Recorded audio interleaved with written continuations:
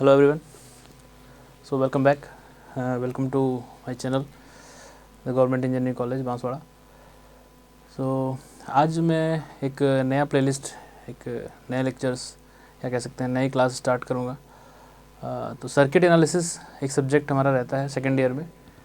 तो सर्किट के जो बेसिक्स हैं जैसे कि थ्योरम्स हो गए, बेसिक नोडल मेश एनालिसिस, इन सारे पे लेक्चर्स मैंने बनाए हुए हैं पहले भी. तो उन लेक्चर्स के अलावा बाकी सर्किट एनालिसिस पे कोई लेक्चर्स नहीं है हमारे चैनल पे इस तरह से. तो आज मैं एक सर्किट का ही एक स्पेसिफिक टॉपिक होगा, ट्रांजिएंट एनालिसिस, उसको डिस्कस करूँगा. बाकी जो इस तरह के स्पेशलिस्ट सर्किट के टॉपिक होंगे वो हम 1 बाय 1 करेंगे इसमें. ठीक है. तो ये हमारा आज पहला लेक्चर होगा सर्किट में ट्रांजिएंट एनालिसिस का. तो इसके लिए सबसे पहले आप समझें कि ट्रांजिएंट्स क्या है. ठीक है. यहाँ मैंने कुछ लिखा भी है, आप देख सकते हैं. When ever a network containing energy storing elements. तो सबसे पहली बात कि एनर्जी स्टोरिंग एलिमेंट्स होते कौन कौन से हैं. तो आपका इंडक्टर हो गया या कैपेसिटर, ये दोनों आपके एनर्जी स्टोरिंग एलिमेंट है. ये जब भी आपके सर्किट में होंगे, यही आपके सर्किट का ऑर्डर डिसाइड करते हैं कि फर्स्ट ऑर्डर सर्किट है, सेकंड ऑर्डर, इसे बाद में हम डिस्कस करेंगे. तो जहाँ भी एनर्जी स्टोरिंग एलिमेंट नेटवर्क में आपके आ जाए, ठीक है, ऐसा नेटवर्क जब आप स्विच करते हैं, switch from one condition to another, the response current and voltage changes from one state to another. तो जब भी स्विचिंग का मतलब या तो आप सोर्स बदल रहा है, अप्लाइड सोर्स जो है वो बदल रहा है, या फिर एलिमेंट्स में कोई चेंजेस हो रहे हैं. ठीक है. स्विचिंग का मतलब ये है, इस तरह से स्विचिंग अगर कर रहे हैं हम, स्विचिंग करने के बाद तो उसमें क्या है कि जो भी टाइम लगा था, time taken to change from an initial steady state to final steady state is known as transient period. ठीक है. और जो भी उस तरह में उस टाइम पे आपका रिस्पांस होगा, that will be known as transient response. ठीक है. तो अगर हम देखें तो क्या होगा कि आपका एक सर्किट है, जो एक स्विचिंग जो इंस्टेंट होगा उससे पहले किसी एक पर्टिकुलर स्टेट में होगा. उसमें जो भी इंडक्टर में या करंट या कैपेसिटर में वोल्टेज है वो एक स्टेट में होंगी. जैसे ही स्विचिंग होगी आपकी, कुछ चेंज होगा, अप्लाइड वोल्टेज और समथिंग, तो फिर क्या होगा, स्विचिंग के बाद स्टेट्स चेंज होंगी. अभी फिर से इंडक्टर में करंट चेंज होगी, कैपेसिटर में वोल्टेज अलग जाएगा.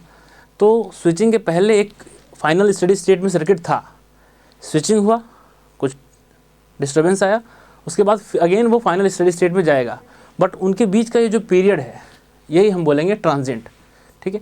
और इसके बीच में जो रिस्पांस मिलेगा आपको सर्किट का, वही उसको बोलते हैं हम ट्रांजिएंट रिस्पांस. तो यही सारा कुछ एनालिसिस हम करेंगे.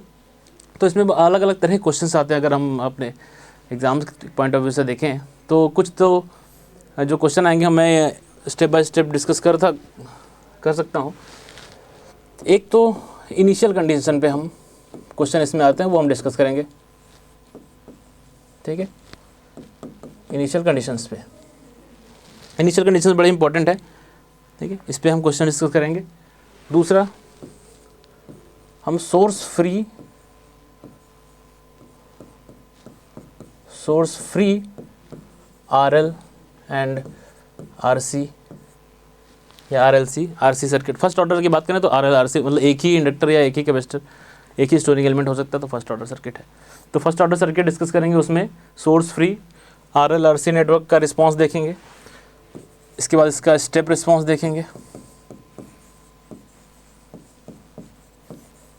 Step response of RL and RC का फर्स्ट ऑर्डर सर्किट की बात करें तो. ठीक है. तो इसका अगर हम कोई इनपुट, स्विचिंग के बाद कोई इनपुट रहता है सिस्टम में, तो उस बाद कैसा रिस्पांस रहता है, वो होता है सबका स्टेप रिस्पांस. स्टेप रिस्पांस क्योंकि इनपुट हम स्टेप यूज़ करने जा रहे हैं. ठीक है. और सोर्स फ्री मतलब कोई भी सोर्स नहीं रहेगा सर्किट में, तो नेचुरली कैसा रिस्पांस रहता है सर्किट का, वो हम देखेंगे, डिस्कस करेंगे. फिर सेकेंड ऑर्डर सर्किट में जाएंगे हम. सेकेंड ऑर्डर सर्किट में, सेकेंड ऑर्डर में भी सोर्स फ्री आरएलसी करेंगे डिस्कस. और फिर आपका स्टेप रिस्पांस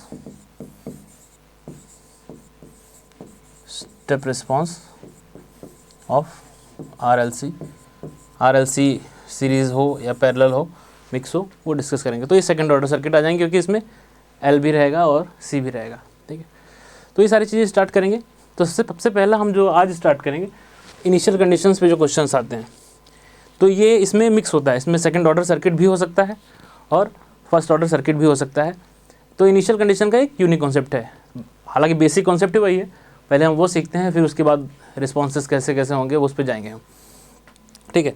तो स्टार्ट करते हैं प्रॉब्लम सॉल्व इनिशियल कंडीशंस।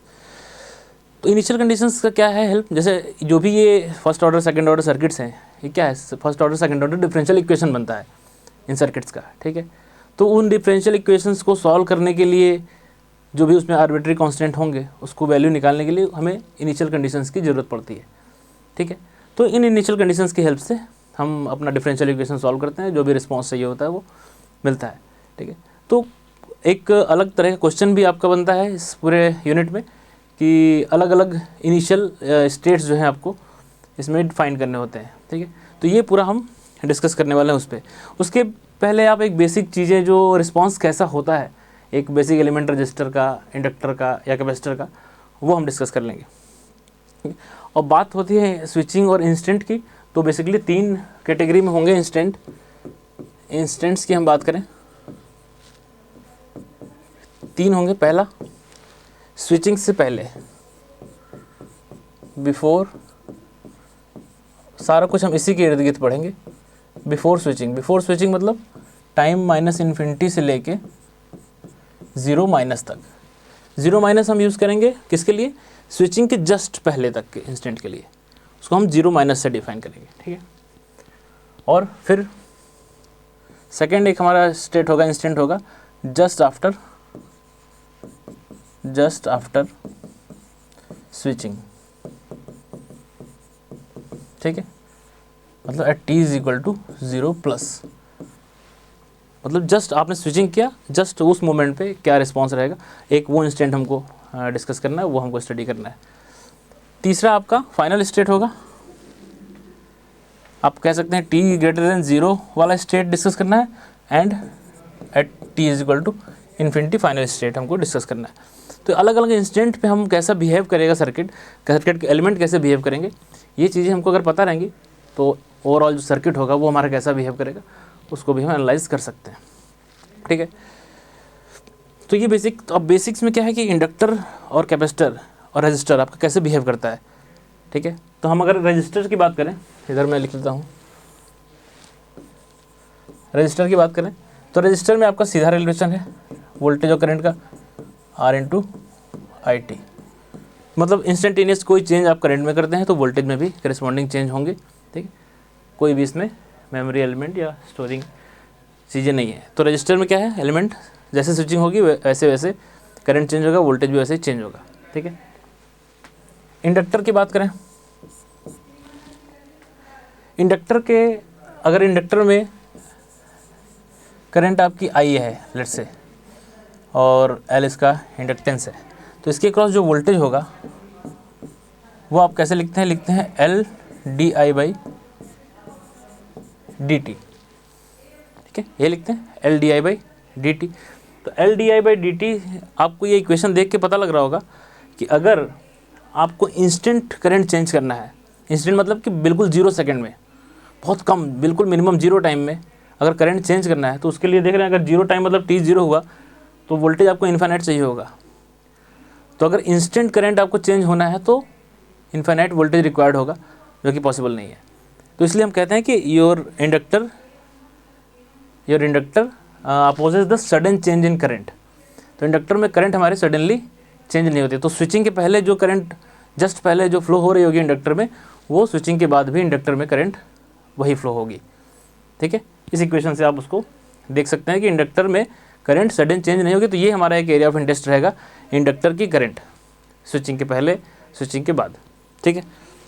अच्छा, अब अच्छा इसमें करंट की इक्वेशन लिखनी चाहे तो हम इसका इंटीग्रेट कर देंगे, अपोजिट करेंगे तो आ जाएगा 1/L integration 0 to t v dt और सम इनिशियल करंट I0, ठीक है। ये तो बाद में जो इसमें जो करंट है इंडक्टर में, अगर स्विचिंग से पहले कुछ इनिशियल करंट है उसमें इंडक्टर में, तब तो स्विचिंग के बाद भी जो इंडक्टर होगा वो क्या होगा, उस करंट के से ही रिप्लेस होगा जो भी उसकी करंट थी, करंट वैल्यू। लेकिन अगर स्विचिंग से पहले आपका इंडक्टर अगर कोई करंट नहीं था उसमें, स्विचिंग से जस्ट पहले, तो स्विचिंग के बाद भी उसमें कोई करंट नहीं होगा। तो किसी एलिमेंट में अगर कोई करंट नहीं है तो सीधा सीधा मतलब क्या है, सीधा सीधा मतलब है कि ओपन सर्किट है। ओपन सर्किट है इसका मतलब उसमें कोई करंट नहीं है। तो इंडक्टर का आप समझें कि अगर स्विचिंग से पहले कोई उसमें करंट स्टोर था, मतलब पहले कोई करंट फ्लो हो रही थी, तो स्विचिंग के जस्ट बाद भी वो करंट ही फ्लो होगी। आप इंडक्टर को करंट सोर्स से रिप्लेस कर सकते हैं, सेम अमाउंट ऑफ करंट जो स्विचिंग से पहले थी। लेकिन अगर स्विचिंग से पहले कोई करंट नहीं थी, दैट इज़ I0 था इंडक्टर में, तो स्विचिंग के बाद भी 0 ही रहना चाहिए। इसका मतलब जो इनिशियली बिहेवियर है इंडक्टर का आपका, वो होगा क्या, वो होगा एज अ ओपन सर्किट। ठीक, हम ये DC सप्लाई के लिए बात कर रहे हैं सारी, तो इनिशियली जो है वो as a open circuit behave करेगा। उसको हम अभी समराइज भी करेंगे इंडक्टर कैपेसिटर सारा डिस्कस करने के बाद। ठीक है, तो इंडक्टर की चीज़ें समझ में आ रही हैं। कैपेसिटर की बात करें, कैपेसिटर में आप जो करंट होता है उसको आप लिखते हैं CdV/dt। ये कैपेसिटर के क्रॉस वोल्टेज है, ये उसका कैपेसिटेंस है। तो इस इक्वेशन को देख के भी आप समझ में पा रहे होंगे कि अगर बहुत ही सडन चेंज आपको करना है वोल्टेज में, तो मतलब t=0 सेकंड में अगर हम वोल्टेज चेंज करना चाह रहे हैं तो इन्फिनिट करंट हमको लगेगी, जो कि पॉसिबल नहीं है। ठीक है, तो इसका मतलब इस इक्वेशन से हमको ये पता लग रहा है कि कैपेसिटर भी अपोज करेगा sudden change in voltage. Inductor में क्या था, अपोज करता था सडन चेंज इन करंट, ये अपोज करेगा सडन चेंज इन वोल्टेज। तो वोल्टेज इंस्टेंटली इसमें चेंज नहीं होगी, तो ये भी हमारा एरिया ऑफ इंटरेस्ट होगा कि कैपेसिटर के क्रॉस वोल्टेज। तो जब भी हम स्विचिंग करेंगे तो सर्किट में कैपेसिटर के क्रॉस वोल्टेज देखेंगे, क्योंकि हमको मालूम है वो चेंज नहीं होगा, जो स्विचिंग के जस्ट पहले था वही स्विचिंग के जस्ट बाद होगा। तो लेट्स से अगर कैपेसिटर स्विचिंग के पहले कोई चार्ज नहीं था, मतलब वोल्टेज 0 था, इनिशियली कुछ भी वोल्टेज अगर नहीं था, तो स्विचिंग के बाद भी वोल्टेज 0 होना चाहिए। और वोल्टेज 0 का मतलब आप समझते हैं कि शॉर्ट सर्किट। इसका मतलब जो इनिशियल इंस्टेंट होगा, इनिशियल कंडीशन, उसमें हम कैपेसिटर को as a short circuit represent कर सकते हैं। ठीक है, कैपेसिटर को as a short circuit represent कर सकते हैं, क्योंकि अगर पहले स्विचिंग के पहले उसमें कोई भी वोल्टेज उसके क्रॉस नहीं है तो वो उसको हम एज अ शॉर्ट सर्किट कर सकते हैं। लेकिन अगर वहीं स्विचिंग से पहले उसके क्रॉस कोई वोल्टेज है कैपेसिटर के क्रॉस, तो फिर हम स्विचिंग के जस्ट बाद उस कैपेसिटर को जस्ट उस वोल्टेज से ही, वोल्टेज सोर्स से रिप्लेस कर देंगे जो भी उसका पहले वोल्टेज था। ठीक है, ये तो इनिशियल वैल्यू की बात हुई। और अगर हम फाइनाइट वैल्यू की बात करें, स्टेडी स्टेट, ये जो T इनफाइनाइट लिख रहे हैं, इसकी बात करें तो ये सिंपल सा हिसाब किताब है। आप अगर यहाँ पे T इनफाइनाइट रख देंगे तो वोल्टेज आपका 0 हो जाएगा। तो मतलब इंडक्टर जो है वो हमारा इन्फिनिटी, मतलब स्टेडी स्टेट में as a short circuit behave करने वाला है। और कैपेसिटर यहाँ T इन्फिनिटी रख देंगे तो करंट जीरो का मतलब कि वो as a open circuit behave करने वाला है, अगर हम T इन्फिनिटी स्टेडी स्टेट की बात करें। लेकिन इनिशियल अगर बात करें तो इनिशियली इंडक्टर आपका as a open circuit behave करेगा और capacitor as a short circuit behave करेगा। क्यों करेगा आपने देख लिया। अच्छा, इसमें अगर वोल्टेज का इक्वेशन लिखें तो वो भी हमारा उसी तरह का होगा, V=1/C integration 0 to T I × dt plus something V0, कुछ इनिशियल वोल्टेज। ठीक है, इनिशियली अगर कुछ वोल्टेज है तो वो इस तरह से इक्वेशन हम लिख सकते हैं। तो हमको ध्यान रखें कि अगर कोई करंट शुरुआत में कोई वोल्टेज अगर कैपेसिटर के क्रॉस नहीं थी तो बाद में भी उसका वोल्टेज 0 ही होगा स्विचिंग के बाद। इसका मतलब कैपेसिटर को एज अ शॉर्ट सर्किट आप रिप्रेजेंट कर सकते हैं। चलो इसको एक लाइन में मैं समराइज़ कर देता हूँ। इंडक्टर को, कैपेसिटर को और रेजिस्टर में कोई फ़र्क नहीं पड़ने वाला है, आप कहीं भी चले जाइए किसी इंस्टेंट पे। ठीक है, इंडक्टर में क्या है, इंडक्टर में आपकी करंट सडन चेंज नहीं होगी। तो इसका मतलब इनिशियली इंडक्टर जो है, कैपेसिटर, इसको आप एज अ इनिशियली क्या है, इनिशियली जस्ट T=0 पे अगर पहले कोई उसमें करंट नहीं थी तो इनिशियली भी करंट नहीं होगी। करंट नहीं होगी मतलब 0 मतलब ओपन सर्किट। तो ये as a open circuit behave करेगा। ठीक है, और कैपेसिटर कैपेसिटर का था I is equal to C D V by D T. इसका मतलब अगर उसमें पहले से कोई चार्ज नहीं था, मतलब पहले से कोई वोल्टेज नहीं था कैपेसिटर के क्रॉस, उसके बाद भी वोल्टेज जीरो होगा। वोल्टेज जीरो का मतलब शॉर्ट सर्किट। तो capacitor as a short circuit behave करेगा initially t is equal to zero plus पे, at t is equal to zero plus पे। ऐसा तब होगा जब इनिशियली कोई करंट नहीं था, कोई वोल्टेज नहीं था कैपेसिटर में। लेकिन अगर होता if L has some initial current and C has some initial voltage, अगर इनके पास कुछ इनिशियल करंट और वोल्टेज होता स्टोर, तो आप t is equal to zero plus पे जो इंडक्टर है वो बिहेव करेगा कैसा, वो करंट सोर्स जो भी उसकी करंट थी, लेट्स से आई नॉट ऐसा, और कैपेसिटर जो होगा वो as a voltage source behave करेगा वी नॉट, जो भी उसकी इनिशियल वोल्टेज स्विचिंग से पहले थी। ठीक है। और फाइनली जो है at t is equal to infinity, at t is equal to infinity, ये आपका सिंपल आपको आपने देखा L D I by D T उसके क्रॉस वोल्टेज है। इसका मतलब इन्फिनिटी पे डी टी को आपने इन्फिनिटी रख दिया तो वी जीरो हो जाना है। वी जीरो का मतलब शॉर्ट सर्किट। तो ये आपका शॉर्ट सर्किट बिहेव करेगा और ये आपका बिहेव करने वाला है ओपन सर्किट। तो ये चीज़ें आप एकदम बिल्कुल दिमाग में बैठा लें कि एट स्टेडी स्टेट फाइनली हमारा कैपेसिटर जो है वो डीसी के लिए ओपन सर्किट बिहेव करता है, और जो टी है जो इंडक्टर है वो as a short circuit behave करता है। ठीक है। बट इनिशियली कैसा बिहेव करेगा वो डिपेंड करता है कि कुछ इनिशियल करंट था कि नहीं। अगर इनिशियल कुछ करंट नहीं था, बिल्कुल एट रेस्ट था इंडक्टर, तो उसका इनिशियली में वो as a open circuit behave करेगा और capacitor as a short circuit behave करेगा। बट अगर इनिशियल कुछ करंट था तो एज अ करंट सोर्स और capacitor as a voltage source. ठीक है। ये बेसिक चीज़ें आप क्लियर रखेंगे तो हम आगे की चीज़ें हमारे लिए आसान होगी समझना। और रही बात कि जो इनका कनेक्शन होगा इक्विवेलेंट कनेक्शन, तो रजिस्टर का हमने कनेक्शन देखा हुआ है कि भाई दो रजिस्टर सीरीज़ में होते हैं इस तरह से, लेट्स से R1 और R2। तो इनका जो इक्विवेलेंट रेजिस्टेंस होता है वो होता है R1 प्लस R2। ठीक है। और अगर पैरेलल में है तो पैरेलल का R इक्विवेलेंट पैरेलल का क्या होता है R1 R2 divide by R1 plus R2।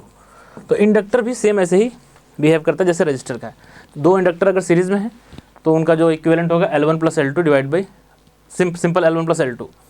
लेकिन दो इंडक्टर पैरेलल में है तो वो इस तरह से होंगे L1 L2 divide by L1 plus L2। और कैपेसिटर का आपने देखा था उल्टा, दो कैपेसिटर अगर सीरीज़ में है C1 C2 कैपेसिटेंस है तो इसका C इक्विवेलेंट होगा आपका पैरेलल की तरह C1 C2 divide by C1 plus C2। ठीक है। और दो अगर पैरेलल में है C1 और C2 तो इनका C इक्विवेलेंट जो होगा सिंपल आप C1 प्लस C2 लिख देंगे। ठीक है। तो कैपेसिटर में उल्टा है, इंडक्टर जो है वो रेजिस्टेंस की तरह बिहेव करेगा। सीरीज में होगा तो सीधे L1 प्लस L2, पैरेलल में होगा तो L1 L2 divide by L1 plus L2। तो ये बेसिक जानकारी आपको होनी चाहिए। पहले मैंने एक बार डिस्कस कर लिया। अब अपने प्रॉब्लम्स पे चलते हैं कि इनिशियल कंडीशंस के क्वेश्चंस आते कैसे हैं और कैसे हम इनिशियल कंडीशंस एक कंप्लीट सर्किट में फाइंड करते हैं अलग अलग इंस्टेंट पे। तो बेसिकली आपको फोकस क्या करना है, तीन इंस्टेंट पे है। स्टेप क्या रहेगा, एक सर्किट दिया होगा, अगर उसमें इनिशियल कुछ मालूम ही नहीं, इनिशियल जैसा सर्किट कुछ है ही नहीं, एट रेस्ट है, तो आप सीधे मान के चलेंगे कि t is equal to zero minus पे करंट भी जीरो थी, वोल्टेज भी कैपेसिटर के क्रॉस जीरो था, उसी करस्पॉन्डिंग आगे का हम इंस्टेंट देखेंगे। अदरवाइज जनरली आपके पास ऐसा होगा कि आपके पास स्विचिंग से पहले भी एक सर्किट होगा, स्विचिंग के बाद अलग तरह का सर्किट बिहेव करेगा। तो स्विचिंग से पहले जो सर्किट बिहेव कर रहा है, स्टेप 1 में क्या करेंगे, स्विचिंग से पहले जो सर्किट बिहेव कर रहा है वो स्टडी स्टेट में है। क्यों, वो माइनस इन्फिनिटी से लेके t is equal to zero minus तक पहुंच चुका है। ठीक है। हमने जो इंस्टेंट डिस्कस किया था पीछे, ये तो पहले इंस्टेंट पे वो स्टडी स्टेट में है, स्विचिंग से पहले माइनस इन्फिनिटी से जीरो माइनस तक सर्किट पहुंच चुका है। इसका मतलब इसमें जो भी एलिमेंट है आप उनको कैसे ट्रीट करेंगे कि वो अपने एक फाइनल स्टेट में है। तो फाइनल स्टेट में कैसे ट्रीट करते हैं हम, इंडक्टर को कर देते हैं शॉर्ट और कैपेसिटर को कर देते हैं ओपन। और इंडक्टर को शॉर्ट करके उसमें करंट निकाल लीजिए, कैपेसिटर को ओपन करके उसके क्रॉस वोल्टेज निकाल लीजिए। तो वो आपका काम किसका करेगा, आई एल जीरो माइनस, और कैपेसिटर के क्रॉस जो वोल्टेज है वो काम करेगा वी सी जीरो माइनस का। अब ये दो चीज़ें निकल जाएंगी तो अगला इंस्टेंट आता है आपका just after switching, T equal to zero plus. तो T equal to zero plus पे आपको पता है कि इंस्टेंट चेंज करंट में भी नहीं होगा इंडक्टर के थ्रू, और कैपेसिटर के क्रॉस वोल्टेज में भी नहीं होगा। तो जो आई जीरो माइनस था वही आई जीरो प्लस होगा, और जो वी सी जीरो माइनस था वही वी सी जीरो प्लस होगा। तो इस इंस्टेंट का काम आपका हो जाएगा। इसी इंस्टेंट पे आप सर्किट बनाइए। इस इंस्टेंट पे सर्किट बनाना भी आपके लिए आसान है। क्या कि अगर तो इंडक्टर पहले इनिशियली कुछ करंट था तो उसको करंट सोर्स से कर देंगे, और कैपेसिटर में कुछ वोल्टेज था तो उसको वोल्टेज सोर्स से। लेकिन अगर कुछ नहीं था तो इंडक्टर को ओपन कर देंगे और कैपेसिटर को कर देंगे short initially, T equal to zero plus पे जो सर्किट बनेगा, ठीक है। और इन्फिनिटी के लिए फिर हम ट्रीट करेंगे उस तरह से जैसे फाइनल स्टेडी स्टेट वैल्यू करते हैं, ठीक है। अच्छा चलिए एक एग्जांपल सही समझते हैं। इस तरह का होगा, एक सर्किट दिया है, एक सर्किट दिया हुआ है, इसमें स्विच जो है वो, ये स्विच है आपका टी इक्वल टू जीरो पे लेट से क्लोज हो रहा है, टी इक्वल टू जीरो पे। उससे पहले स्विच ओपन था, उससे पहले स्विच ओपन था, जीरो पे क्लोज हो रहा है with zero current in inductor. इन्होंने दे भी दिया कि करंट जो है इंडक्टर में पहले जीरो थी स्विच क्लोज होने से पहले। आपको दिख भी रहा है अगर ये स्विच ओपन है तो कहीं से कोई करंट तो जाएगी नहीं इंडक्टर में। तो आप ऐसे भी समझ सकते हैं कि स्टार्टिंग में स्विच ऑपरेट होने से पहले करंट जो इंडक्टर में थे वो जीरो ही थी, इन्होंने बोल भी दिया, ठीक है। तो आपको इसका मतलब इसमें से एक चीज़ पता है क्या, कि आई जो भी ये करंट है इंडक्टर में जाएगी, ये current I zero minus switching से जस्ट पहले तक जीरो थी, दिया हुआ है स्विचिंग से पहले करंट इसमें जीरो दिया हुआ है, दिख भी रहा है हमें। अच्छा अब अगर स्विच कर दिए, स्विचिंग के जस्ट बाद सर्किट कैसा रहेगा, at T is equal to zero plus. T is equal to zero plus हमने क्या कहा कि अगर इंडक्टर में इनिशियल करंट कुछ नहीं थी तो as a open circuit behave करेगा वो इंडक्टर। तो आप कर लीजिए वही काम, आपका सर्किट कैसा बनेगा, 100 वोल्ट, स्विच क्लोज हो गया, यहाँ रेजिस्टेंस है, ये इंडक्टर आपका as a open circuit behave करेगा, ये आपका 10 ओम। ये कौन सा इंस्टेंट है, at T is equal to zero plus का, ठीक है। आपको पता भी है भाई करंट जब पहले जीरो थी तो जीरो प्लस पे भी जीरो ही रहेगी करंट, तुरंत सडन चेंज इंडक्टर में होता नहीं है, तो सर्किट ओपन जैसा ही रहेगा, इस तरह का रहेगा, ठीक है। तो आपको इसमें वैल्यूज़ क्या क्या चाहिए, आई जीरो प्लस। तो आई जीरो प्लस तो आप बता सकते हैं कि भाई आई जीरो प्लस, इसमें कोई करंट जाएगी नहीं, ओपन है, तो आप कह सकते हैं कि आई जीरो प्लस भी जीरो। अगला चीज़ है D I zero plus by D T, ठीक है, D I zero plus by D T. तो अगर आप एक सर्किट ऐसा बनाइए टी ग्रेटर देन जीरो वाला, चलिए स्विच क्लोज हो गया, तो आप सर्किट बनाना चाहें तो आप बना सकते हैं इस तरह से। आई जीरो प्लस का तो हमने लिख लिया, सर्किट क्लोज है, यहाँ आपका इंडक्टर है मान लीजिए इनिशियली 100 वोल्ट 10 ओम, ये आपका 1 हेनरी, इनिशियली करंट हम मान लें जीरो ही है, निकाल चुके हैं हम आई टी, ठीक है, यही है। अब इसमें क्या होगा, अब अगर आप इसमें इक्वेशंस लगाते हैं, केवीएल लगा दिया लेट से, तो आप क्या लिखेंगे, -100 प्लस 10 इंटू आई टी को मैं आई लिख रहा हूँ, और प्लस इसके क्रॉस जो वोल्टेज होता है इंडक्टर के क्रॉस अभी हमने लिखा था वो होता है L D I by D T. L आपका 1 हेनरी दिया हुआ है, 1 हेनरी यूज़ कर लेते हैं, एल की जगह पे हम 1 हेनरी यूज़ कर लेते हैं, 1 henry is equal to zero, KVL लगा दिया सिंपल। अब इसको जीरो इनिशियल कंडीशन पे देख लेते हैं, at T is equal to zero plus.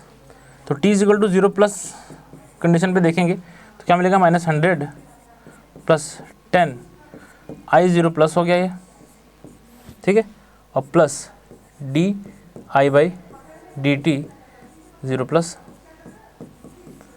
यहाँ आपको I0 प्लस की वैल्यू मालूम है, I0 प्लस तो 0 है क्योंकि I0 माइनस भी 0 था, तो इसको हम 0 यूज़ कर लें तो सीधे सीधे हमारा di/dt जो है 0 प्लस इंस्टेंट वाला वो आ गया, ये 100 उधर चला गया 100, करेक्ट है, ये हमारा आ गया 100। अब आपको अगर ये निकालना है दिस वन, तो आपके पास ये इक्वेशन है, जो ये इक्वेशन, इसको आप एक बार डिफ्रेंशिएट कर दीजिए, इस इक्वेशन को डिफ्रेंशिएट कर दीजिए, 100 का हो गया 0, इसको डिफ्रेंशिएट कर दीजिए, इस इक्वेशन से ही क्या मिल जाएगा, 100 का हो गया 0, 10d/dt हो जाएगा, ये d/dt हो जाएगा, ये टर्म d/dt I0 प्लस और प्लस ये d2/dt2 I0 plus is equal to 0, ये इक्वेशन बनेगी। अब चूंकि ये वाली वैल्यू आपको निकाल चुके हैं 100 यहाँ पे, उसको वहाँ रख देंगे, 110 भी मल्टीप्लाई हो रहा है यहाँ पे, तो 110 1000, तो ये वैल्यू आपकी आ गई d2 I0 plus by dt2 आ गई आपकी 1000 हुई माइनस में, ये उधर जाएगा माइनस होगा, ठीक है।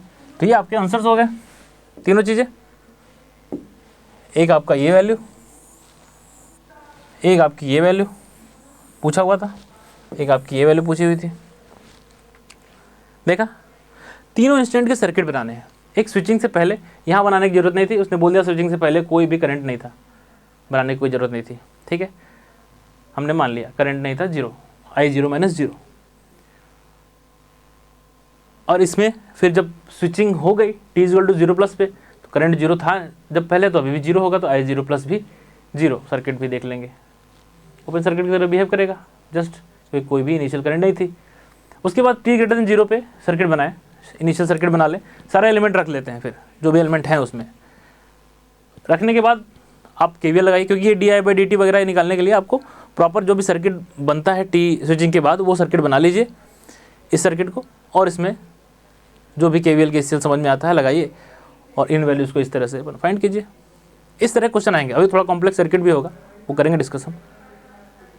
अब इसमें कभी ऐसा भी आ जाए कि आपको फाइनल वैल्यू पूछे इस करंट की, फाइनल मतलब स्विचिंग हो गई, इसके बाद कहाँ स्टडी स्टेट, कहाँ सेटल होगा करंट, तो उस केस में फिर अगेन आप क्या करेंगे, फाइनली आपको पता है finally inductor as a short circuit behave करेगा और capacitor as a open circuit behave करेगा। तो फाइनल वैल्यू कभी निकालनी हो तो जैसे ये सर्किट है, फाइनल निकालनी हो तो इस इंडक्टर को शॉर्ट कर देंगे, अब जो भी यहाँ करंट जाएगी 100/10 10 एम्पियर, फाइनल वैल्यू जो है वो 10 एम्पियर हो जाएगी। इस करंट की अगर इनफाइनाइट वैल्यू निकालनी हो, I infinite, that will B 10, यहाँ नहीं पूछा था, लेकिन अगर निकालनी हो I इनफाइनाइट तो होगी 10। क्यों, स्विच ऑपरेट होने के बाद सर्किट ऐसा है, इसको अगर हम स्टडी स्टेट में ले जाएं, फाइनल ले जाएं, तो फाइनली हमको पता है कि इंडक्टर को करना है शॉर्ट, इसको शॉर्ट कर देंगे तो सिर्फ ये और ये बचेंगे दो एलिमेंट, करंट इसमें जो है वो हो जाएगी 100/10 10 एम्पियर। आगे देखिए सर्किट सॉल्व करेंगे। ओके,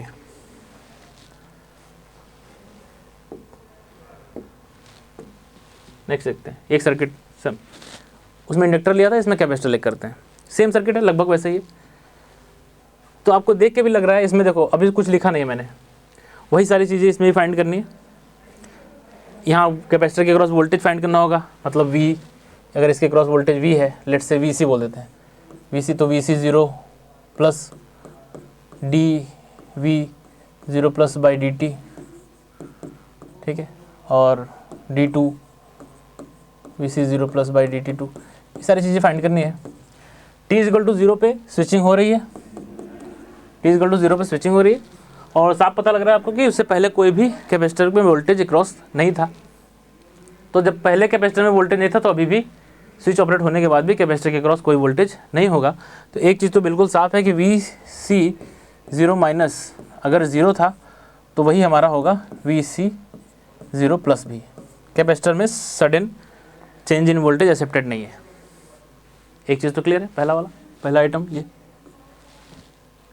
अच्छा, अब दूसरा बाकी आइटम निकालने के लिए क्या है, सर्किट आप बना लीजिए नॉर्मल, सब एलिमेंट लगा के। स्विच ऑन हो गया, ये लगा हुआ 1000, ये कैपेसिटर लगा हुआ है ऐसा 100 वोल्ट 1000 ओम 1 माइक्रोफैरड, ठीक है। सिंपल लगा दीजिए केवीएल। डीवी बाई डी आपको कैसे मिलेगा?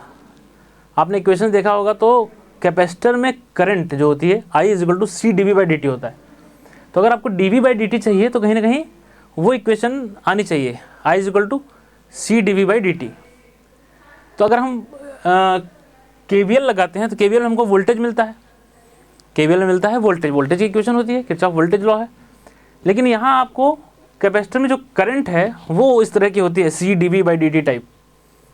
तो इसका मतलब कहीं ना कहीं आपको यहाँ पे करंट की इक्वेशन लिखी है, अगर लिखेंगे इसमें तो हमको वो D V by D T मिल सकता है। देख के समझेंगे कहाँ हमको केवीएल लगाना है, कहाँ केसीएल लगाना है।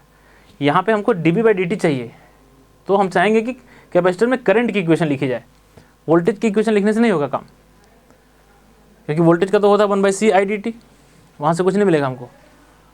तो हम क्या करें, इसके क्रॉस ही वोल्टेज तो है, यही तो है VC, तो लेट्स से इट्स VC लगा दो। आप यहाँ पे कोई करंट मान लो,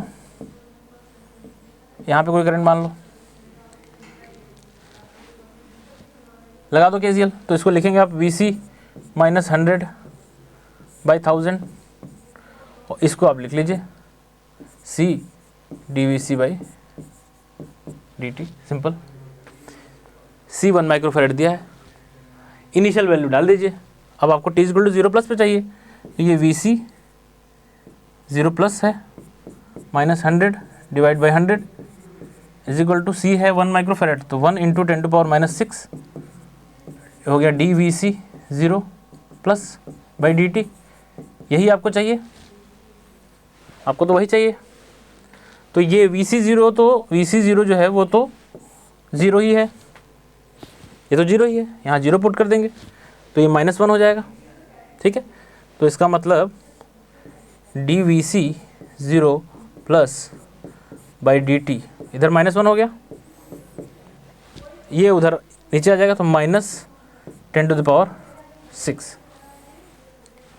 सिंपल।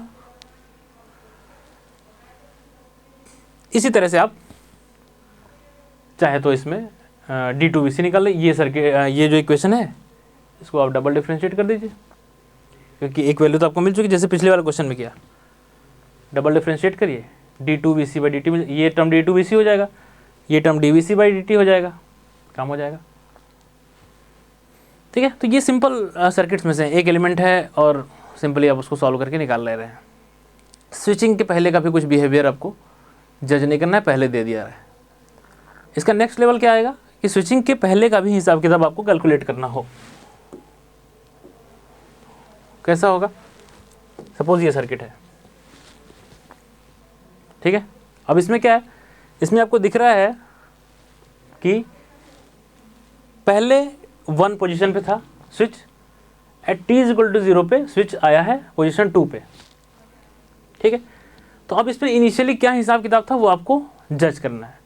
जज करना है मतलब आपको पहले सर्किट बनाना पड़ेगा t < 0 पे, जब स्विच 1 पे था, सिर्फ 1 पे था। कब तक था? -∞ से लेके 0- तक 1 पे था।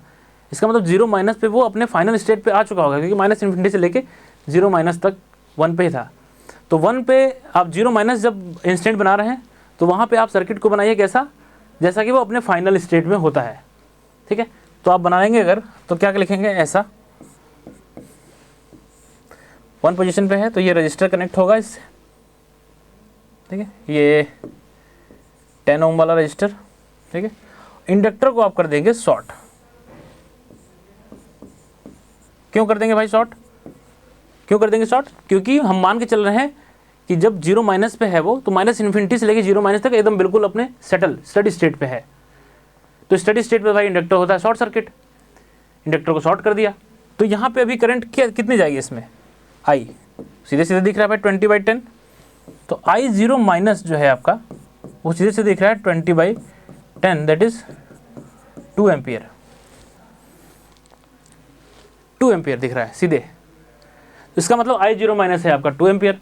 तो जब I0- है 2 एम्पियर, तो एक चीज़ तो सीधे आपको पता लगना चाहिए कि I0+ भी 2 एम्पियर होगा। मतलब जब आप सर्किट को स्विच को यहाँ लगा देंगे तब भी इंडक्टर में करंट 2 एम्पियर ही जा रहा होगा, ठीक है, तो उसमें करंट 2 एम्पियर ही जा रहा होगा। तो अब t ग्रेटर देन 0 पे सर्किट बना लीजिए, सब चीज़ लगा लीजिए। 20 ओम लग गया, स्विच यहाँ पे आ गया 2 पे, ये इधर लग गया, इधर ये आ गया, ठीक है, 1 हेनरी, सॉरी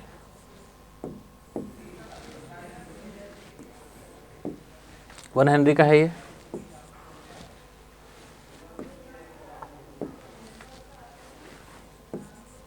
ये है आपका 10 ओम, ये है 20, हाँ सॉरी, हाँ 20 ओम।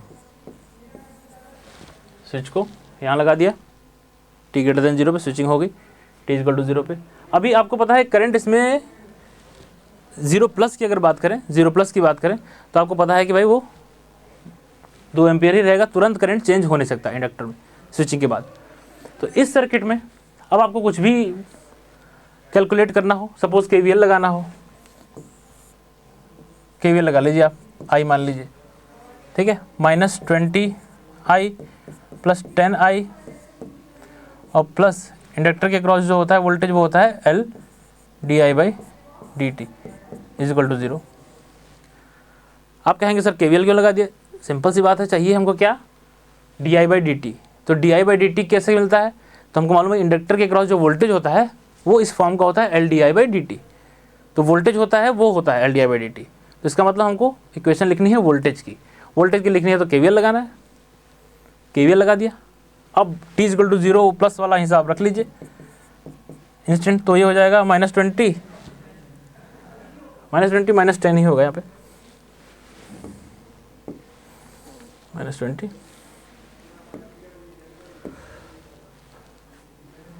-10 माइनस, ठीक है, तो ये हो गया -30I,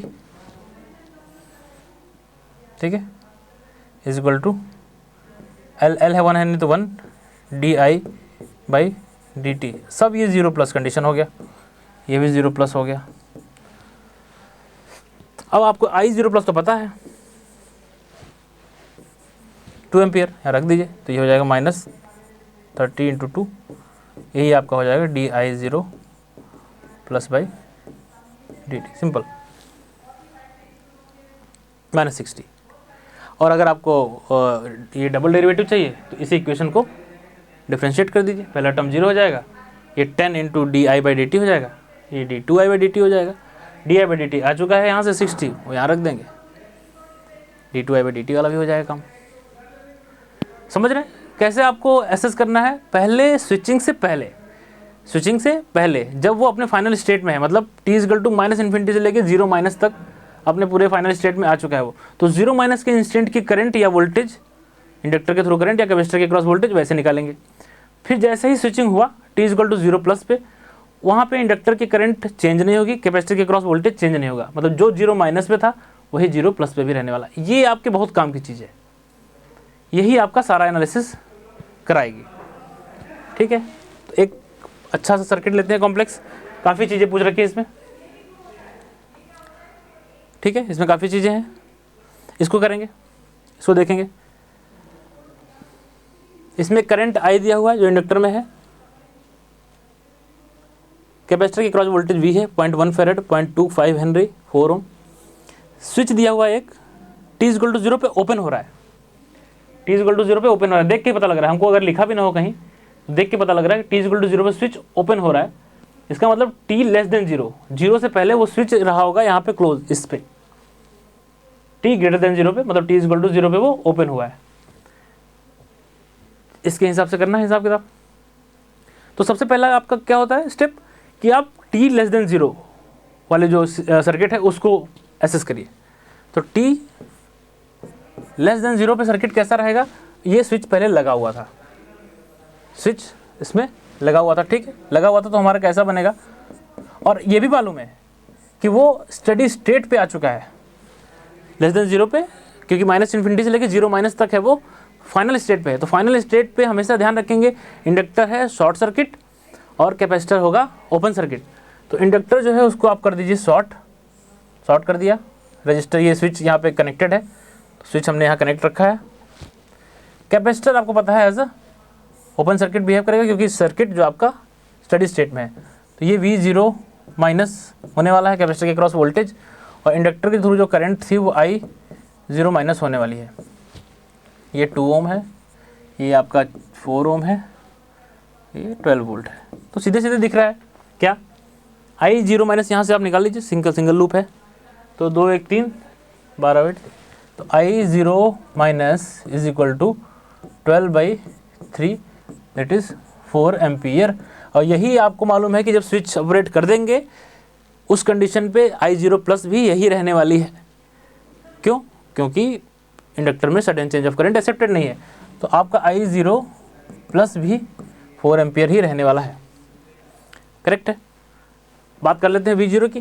तो V0 क्या है, इसी 2 ओम के क्रॉस जो वोल्टेज मिलेगा वही V0 माइनस भी है। t<0 वाले सर्किट को ही हम एनालाइज कर रहे हैं, इसलिए हमको 0 माइनस और 0 माइनस वाली वैल्यू मिल रही है अभी ना।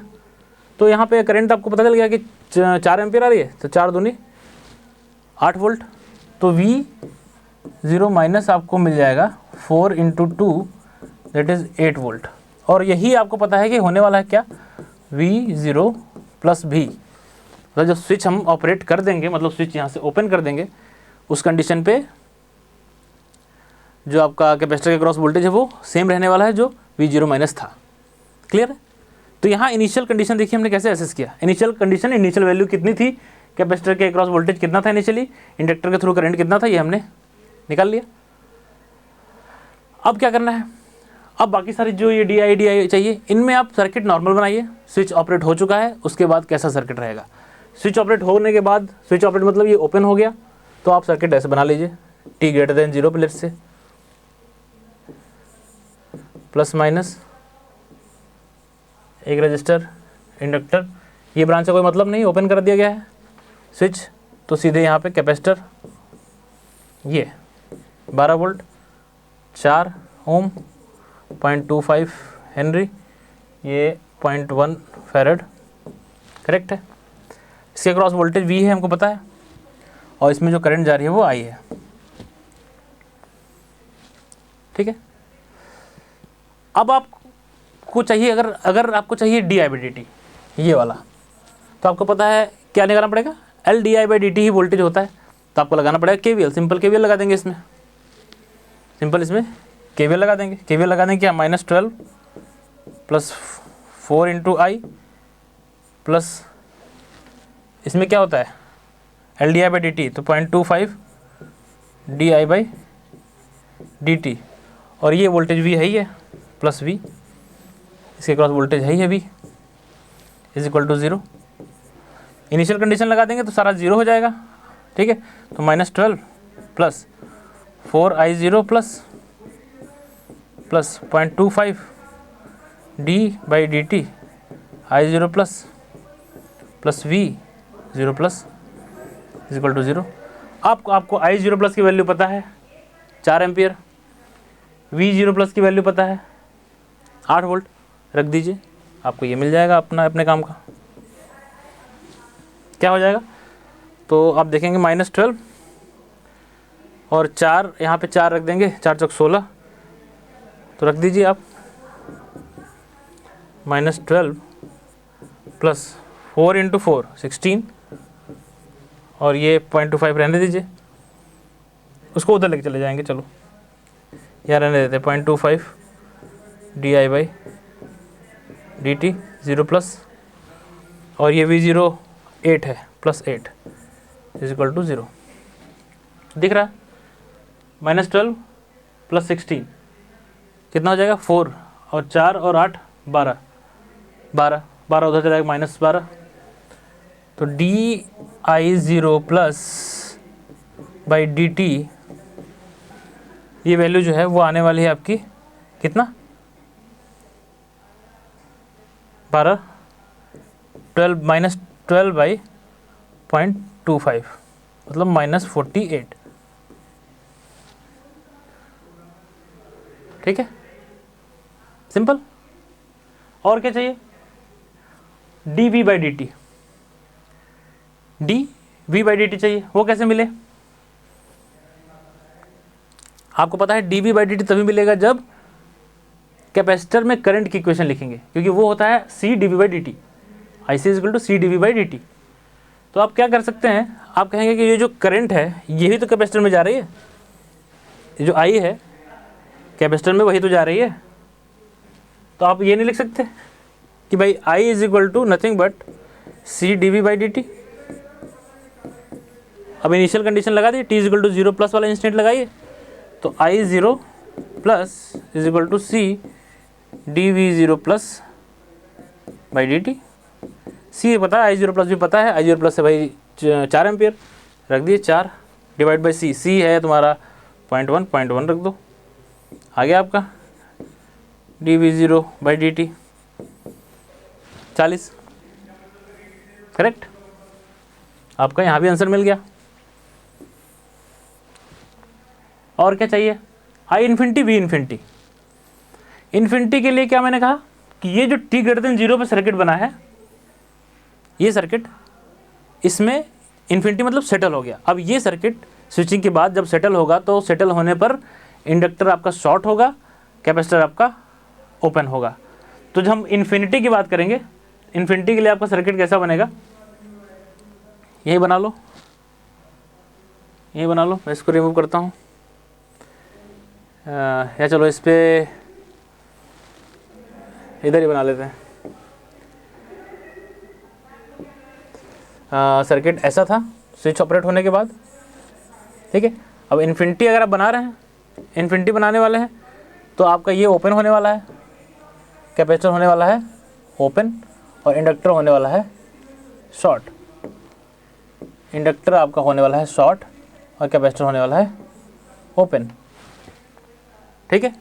तो अब जब ऐसा सर्किट बन गया, ऐसा सर्किट बन गया, तो क्या हो गया भाई, इसमें करंट तो कोई है ही नहीं, तो आई इन्फिनिटी आपको सीधे सीधे दिख रही है, I infinity is equal to 0, I infinity 0। और वोल्टेज यहाँ पे जो वी इन्फिनिटी मिलने वाला है वो क्या है, अब जब करंट नहीं है तो इसमें कोई ड्रॉप नहीं है, जो ये वोल्टेज है एज इट इज़ यहाँ मिल जाएगा, यही होगा।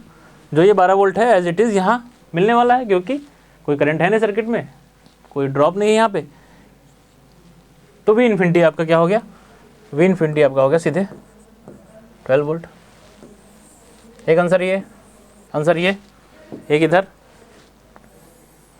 यहाँ पे D I zero by D T आ चुका है,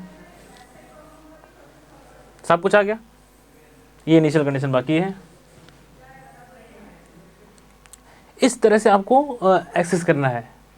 तो फाइनली हम अब जब रिस्पांस पे जाएंगे, आरएल सर्किट, आरसी सर्किट, बड़ा इजी होगा अगर हम आप ये इनिशियल कंडीशंस वाली चीज़ें समझ के रखते हैं कि कैसे इनिशियल कंडीशंस आपकी होंगी, कैसे आपको निकालना है। तो आई जीरो माइनस जो होता है स्विचिंग से पहले का, टी इज इक्वल टू 0 से पहले का इंस्टेंट जो होता है, उसको कैसे एक्सेस करना है। आप हमेशा ध्यान में रखिए कि वो 0 माइनस तक जो है वो फाइनल स्टेट में है अपने, क्योंकि माइनस इन्फिनिटी से 0 माइनस पे है, ठीक है। तो फाइनल स्टेट की तरह सर्किट बनाइए। फाइनल स्टेट में इंडक्टर शॉर्ट, कैपेसिटर ओपन, जो भी है इंडक्टर में करंट वो ले लीजिए, और कैपेसिटर के क्रॉस ओपन किया है उसको, उसके क्रॉस वोल्टेज दे लीजिए।